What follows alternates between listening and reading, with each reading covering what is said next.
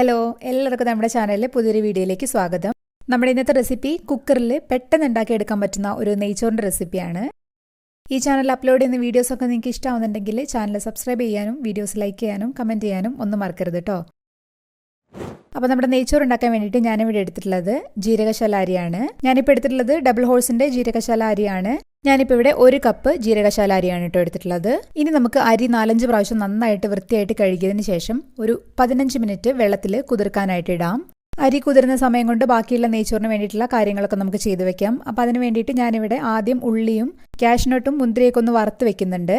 അതിനായിട്ട് ഒരു പാൻ അടുപ്പത്ത് വെച്ചിട്ടുണ്ട്. എന്നിട്ട് പാൻ നന്നായിട്ട് ചൂടായി വരുന്ന സമയത്ത് അതിലേക്ക് 1 ടേബിൾ സ്പൂൺ നെയ്യ് ചേർത്ത് കൊടുക്കുകയാണ്. നമുക്ക് ആദ്യം തന്നെ കാഷ്നട്ട് ഒന്ന് വറുത്ത് കോരാം. അതിന് വേണ്ടിയിട്ട് ഞാനൊരു 8 കാഷ്നട്ടാണ് ഇപ്പോൾ എടുത്തിട്ടുള്ളത്.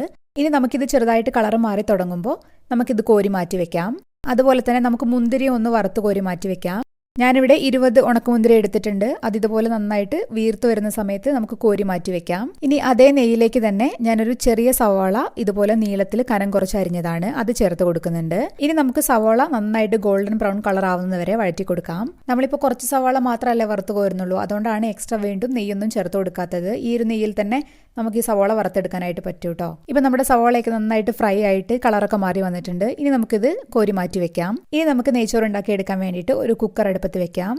കുക്കർ നന്നായിട്ട് ചൂടായി വരുന്ന സമയത്ത് അതിലേക്ക് വീണ്ടും 1.5 ടേബിൾ സ്പൂൺ നെയ്യ് ചേർത്ത് കൊടുക്കുകയാണ്. ഇനി നെയ്യ് ഒന്ന് ചൂടായി വരുമ്പോൾ അതിലേക്ക് 3 ഗ്രാമ്പു, 2 ഏലക്ക, അതുപോലെ ഒരു ചെറിയ കഷ്ണം പട്ട, ഇത് 3ഉം കൂടെ ചേർത്ത് ലോ ഫ്ലെയിമിലിട്ട് 1 മിനിറ്റ് ഒന്ന് വഴറ്റി കൊടുക്കുക. ഇനി ഇതിലേക്ക് നമുക്ക് ഒരു ചെറിയ സവാള നീളത്തിലരിഞ്ഞത് ചേർത്ത് കൊടുക്കാം. എന്നിട്ട് നന്നായിട്ടൊന്ന് വഴറ്റി കൊടുക്കുക. സവാള ബ്രൗൺ കളറൊന്നും ആവണ്ട, ചെറുതായിട്ടൊന്ന് സോഫ്റ്റ് ആയിട്ട് കിട്ടിയാൽ മതി കേട്ടോ. ഇനി നമുക്കിതിലേക്ക് ഒരു ചെറിയ ക്യാരറ്റ് നന്നായിട്ട് ചെറുതായിട്ട് അരിഞ്ഞെടുത്തതാണ്, അതും കൂടെ ചേർത്ത് കൊടുക്കാം. ക്യാരറ്റ് ചേർത്ത് കൊടുത്തതിന് ശേഷം വീണ്ടും 1 മിനിറ്റ് ഒക്കെ നന്നായിട്ടൊന്ന് ലോ ഫ്ലെയിമിലിട്ട് തന്നെ ഒന്ന് വഴറ്റി കൊടുക്കാം.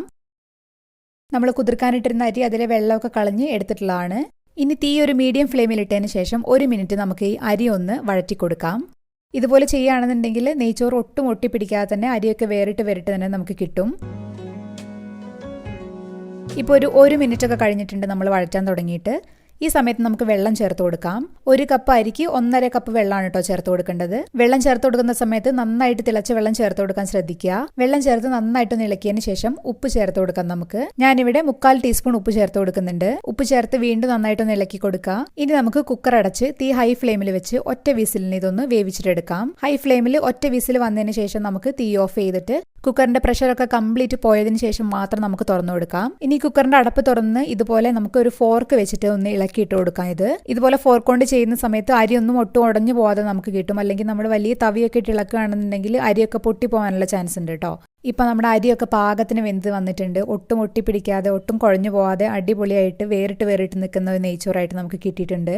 ഇനി ഈ സമയത്ത് നമുക്ക് നേരത്തെ വറുത്ത് മാറ്റി വെച്ചിട്ടുള്ള ഉള്ളിയും അതുപോലെ തന്നെ കാഷ്നട്ടും മുന്തിരിയൊക്കെ ചേർത്ത് കൊടുക്കാം. ഇത് ചേർക്കുന്നതിന്റെ കൂടെ തന്നെ നിങ്ങൾക്ക് വേണമെന്നുണ്ടെങ്കിൽ മല്ലിയിലയും വേണമെങ്കിൽ ചേർത്ത് കൊടുക്കാം. അത് നല്ലൊരു ഫ്ലേവറാണ് നെയ്ച്ചോറിന്. അപ്പം നമ്മുടെ കുക്കറിൽ ഈസി ആയിട്ട് പെട്ടെന്ന് ഉണ്ടാക്കിയെടുക്കാൻ പറ്റുന്ന നെയ്ച്ചോറ് റെഡി ആയിട്ടുണ്ട്. അപ്പം നിങ്ങൾ എല്ലാവരും ഉണ്ടാക്കി നോക്കണം. അഭിപ്രായം കമന്റ് ബോക്സിൽ വന്നിട്ട് പറയണം. നമുക്ക് അടുത്തൊരു ദിവസം വേറൊരു വീഡിയോ ആയിട്ട് വീണ്ടും കാണാം. അതുവരെ ബൈ.